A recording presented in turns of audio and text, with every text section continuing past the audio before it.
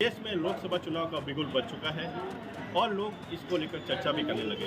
कौन हो इस बार जो है जीतेगा, कौन होगा शहर का उम्मीदवार। इसी को लेकर हम खड़े हैं पाली के धानमंडी शहर में। पाली का धानमंडी अगर बात करें तो पाली का धानमंडी हृदय स्थल कहा जाता है। यहाँ पर लोग जो है अक्सर लोकसभा चुनाव या किसी प्रकार के चुनाव हो उसको लेकर यहाँ पे चर्चा करते हैं और यहाँ के अगर चुनाव के बाद जीत हार का भी फैसला इसी धानमंडी में बैठकर किया जाता है। लोग यहाँ पे चाय की चुस्कियों के साथ उस चर्चा में भाग लेते हैं और आप देख सकते हैं हमारे पीछे काफ़ी लोग इस बार जो लोकसभा चुनाव होने वाले हैं उसको लेकर यहाँ पे आमतौर पर शाम के समय जब चाय का समय होता है तो लोग यहाँ पे चाय पे बैठते हैं और लोकसभा चुनाव को लेकर चर्चा करते हैं। तो हमारा भी टॉपिक ये रहेगा, आज हम जो है चाय की चर्चा को लेकर यहाँ धानमंडी पहुँचे हैं और लोगों से बात करेंगे किस प्रकार जो है इस बार जो है लोकसभा चुनाव लड़ा जाएगा, पाली में कौन कौन से मुद्दे होंगे।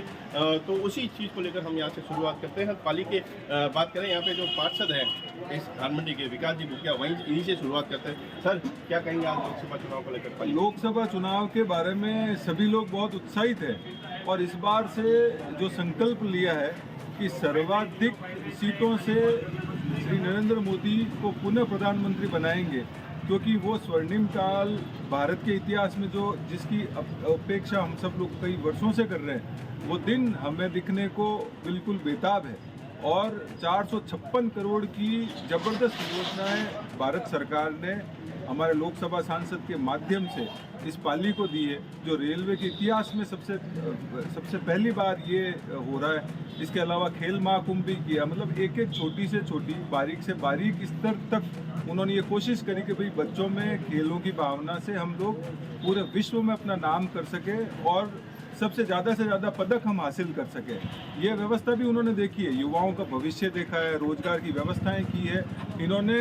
अभी आपने देखा होगा कि भाई सोलर ऊर्जा से हम सभी लोग स्वावलंबी बन जाए, उस व्यवस्था के अंदर इतनी बड़ी निधि भारत सरकार ने दी है कि जिसके अंदर सब्सिडी सबको दी है और छोटे से छोटे घर के लिए भी उन्होंने व्यवस्था करी कि अगर आप सोलर पैनल अपने घर पर स्थापित करते हो तो उसके एवज में हम सब्सिडी देंगे, 300 यूनिट उनको फ्री देंगे। तो बिजली की जो बेसिक समस्या है, अमृत योजना के तहत पानी के लिए भी बहुत बड़ा उन्होंने बीड़ा उठाया है, जिसकी अभी घोषणाएं हुई है, जिसमें सारी नदियां जोड़ने के प्रोजेक्ट हैं। मतलब बहुत कम सालों में इतनी बड़ी उपलब्धियां उन्होंने गिनवाई है जो धरातल पे करी और मोदी जी की गारंटी पे सबको भरोसा हो गया। इसलिए सारा, चाहे पानी की बात हो, चाहे हाईवेज की बात हो, चाहे सड़कों के इंफ्रास्ट्रक्चर की बात हो, आप किसी भी नेशनल हाईवे पे चले जाएं, आपको कहीं पर भी खड्डा या टूट फूट कहीं नहीं दिखेगी। जो घंटों के सफ़र थे वो मिनटों में कर दिए हैं। ऐसे कई दुर्गम स्थलों तक रेलवे को पहुंचाया, दुर्गम स्थलों तक हाईवे का निर्माण किया है, आरओबी पुल। अपन कई जगह पर अब देखते हैं कि मैन पावर लेस उन्होंने रास्ते कर दिए, जहाँ पर ट्रैफिक सिग्नल्स जो लगते थे रेलवे के वो सारे मैनुअल सिग्नल्स ही बंद कर दिए, सब जगह आरओबी बनाया। इतने बड़े प्रोजेक्ट जिसके लिए सालों लोग इंतजार करते थे, वो सारे काम इस देश की यशस्वी प्रधानमंत्री भाजपा के नेतृत्व में जो केंद्र सरकार बनी हुई है उसने इतने काम किए। आप क्या कहना चाहेंगे इस पर?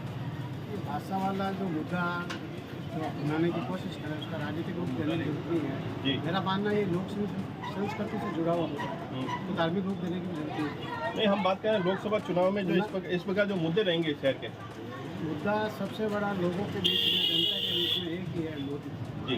राम मंदिर जो अभी बना है उसका पूरा का पूरा श्रेय हमें मिलना चाहिए। इसके हिसाब से, मोदी जी के हिसाब से हम सरकार वापस आएगी। जी बिल्कुल। इनका कहना है भाई मोदी जी, तो क्या स्थानीय आदमी की यहाँ पे अभी कोई पहचान या वो कुछ नहीं कर सकता? इस चुनाव की अगर बात करें, इस चुनाव में हमारा उम्मीदवार है जय श्री राम।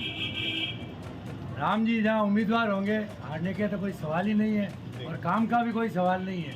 काम हुआ या नहीं हुआ, हमारा एक ही काम हुआ है, अयोध्या का मंदिर जी जो मोदी जी ने बनवाया है। और हमारा उम्मीदवार भी आज जय श्री राम है। हम जीते हुए हैं, 5 लाख से पहले जीते, 7.5 लाख से अब जीतेंगे। बिल्कुल, जीत की बात नो डाउट आप कह रहे हैं, लेकिन अगर स्थानीय मुद्दों को इस चुनाव में बात करें, लोकसभा चुनाव, स्थानीय मुद्दे स्थानीय लोग भी है, स्थानीय तो एक सुविधा भी होती है, पार्षद से लेकर सांसद तक होता है, सभी काम व्यवस्थित हो रहे हैं, किसी काम में कोई प्रकार की होता ही नहीं बढ़ती जा रही। ठीक है, तो पाली की क्या बड़ी उम्मीद है जो इस बार पीपी चौधरी या जो इसको टिकट दिया है भाजपा ने? आप कह रहे हैं कि वो दावेदार हो सकते या जीत सकते हैं, आपने अभी बताया भी है कि इतने वोटों से वो जीत करेंगे, तो क्या ऐसी उम्मीद है कि आप वो करवाना चाहेंगे?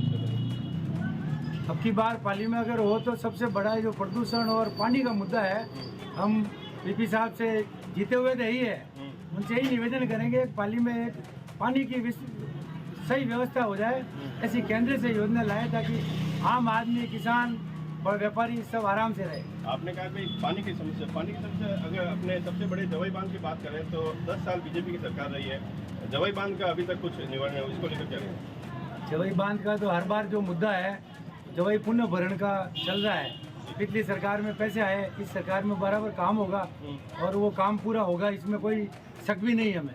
जी काम जो प्रक्रिया है प्रक्रिया के हिसाब से होगा। जी बिल्कुल, इनका कहना है कि जो पानी की समस्या है वो ऑफिशियली और उसके हिसाब से होगा। कुछ और नागरिक सर, युवाओं को लेकर आप क्या कहेंगे, इस बार क्या मुद्दे रहेंगे लोकसभा चुनाव?